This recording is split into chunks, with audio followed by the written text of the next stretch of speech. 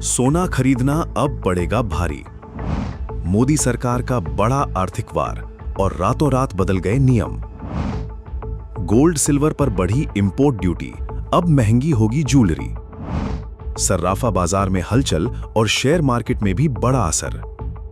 देश भर में सोना और चांदी खरीदने वालों को बड़ा झटका लगा है, क्योंकि मोदी सरकार ने रातों रात गोल्ड और सिल्वर पर इंपोर्ट ड्यूटी बढ़ा दी है।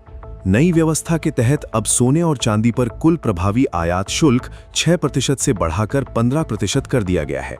इसमें 10% बेसिक कस्टम ड्यूटी और 5% agriculture infrastructure and development cess यानी AIDC शामिल है।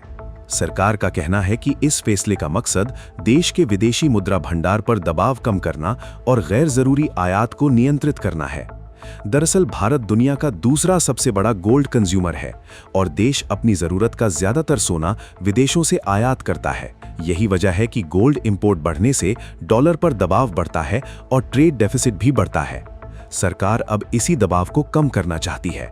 दिलचस्प बात यह है कि कुछ दिन पहले ही प्रधानमंत्री नरेंद्र मोदी ने लोगों से 1 साल तक सोना नहीं खरीदने की अपील की थी और अब उसके तुरंत बाद इंपोर्ट ड्यूटी बढ़ा दी गई है।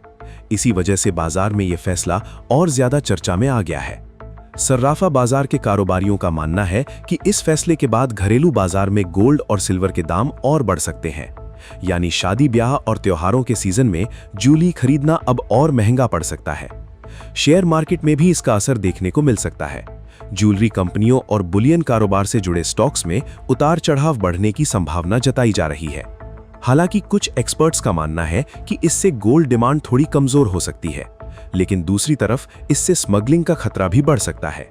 दरअसल जब भी इंपोर्ट ड्यूटी ज्यादा होती है तो अवैध तरीके से गोल्ड लाने की घटनाएं बढ़ने लगती हैं। पहले भी ऐसा देखा जा चुका है। फिलहाल इस कदम को सरकार इकोनॉमिक स्टेबिलिटी यानी आर्थिक स्थिरता से जोड़कर देख रही है। पश्चिम एशिया में तनाव, महंगे तेल और कमजोर होते रुपए के बीच सरकार विदेशी मुद्रा बचाने की कोशिश कर रही है। ताजा आंकड़ों के मुताबिक भारत में गोल्ड इंपोर्ट लगातार बढ़ रहा था। 2025-26 में गोल्ड इंपोर्ट करीब 29% बढ़कर 69 अरब डॉलर तक पहुंच गया था।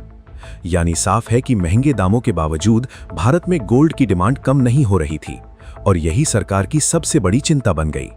अब इस फैसले का असर सिर्फ ज्वेलरी मार्केट तक सीमित नहीं रहेगा, बल्कि आम निवेशकों, बुलियन ट्रेडर्स और शादी ब्याह के बाजार पर भी दिखाई देगा। फिलहाल देश भर में एक ही सवाल पूछा जा रहा है, क्या सोना अब आम आदमी की पहुंच से और दूर हो जाएगा और क्या सरकार आगे और सख्त फैसले ले सकती है? Subscribe to One India and never miss an update. Download the One India app now.